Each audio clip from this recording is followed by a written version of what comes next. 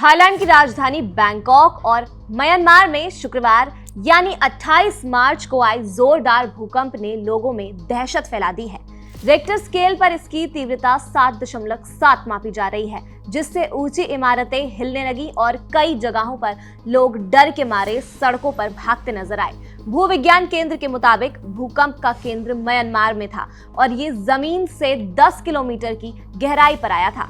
हालांकि फिलहाल जान माल के नुकसान की कोई पक्की जानकारी सामने नहीं आई है, लेकिन इस तीव्रता के भूकंप से भारी तबाही की आशंका जताई जा रही है। बैंकॉक में इस भूकंप का असर बेहद खतरनाक रहा। झटकों के कारण एक निर्माणाधीन गगनचुंबी इमारत भरभराकर गिर गई। रिपोर्ट्स के मुताबिक भूकंप इतना तेज था कि कई जगहों पर स्विमिंग पूल से पानी लहराता नजर आया। ऊंची इमारतें और अंदर लगे अलार्म बजने लगे।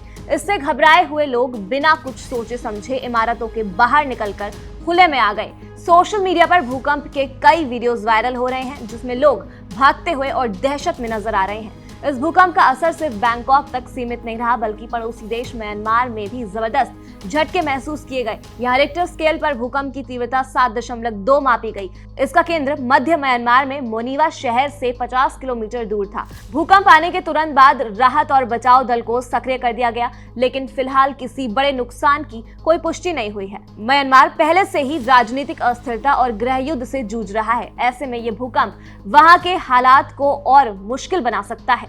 ग्रेटर बैंकॉक क्षेत्र में करीब 17 मिलियन लोग रहते हैं, जिनमें से ज्यादातर ऊंची इमारतों में रहते हैं। जब भूकंप आया तो पूरा इलाका हिल उठा और लोग बिना देरी किए सड़कों पर आ गए। कई लोग घबराकर खुले में खड़े रहे और कुछ समय तक घरों में लौटने की हिम्मत नहीं जुटा पाए।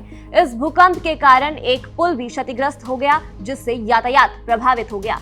वैज्ञानिकों के मुताबिक इस इलाके में भूकंप का आना नई बात नहीं है। ये क्षेत्र टेक्टोनिक प्लेटों के मूवमेंट के कारण लगातार भूकंपीय गतिविधियों से गुजरता रहता है। जब ये प्लेट आपस में टकराती या खिसकती हैं, तो भूकंप आ जाता है। इसके अलावा ज्वालामुखी विस्फोट, खनन गतिविधियां और धरती के अंदर गैसों का दबाव भी भूकंप की वजह हो सकता है।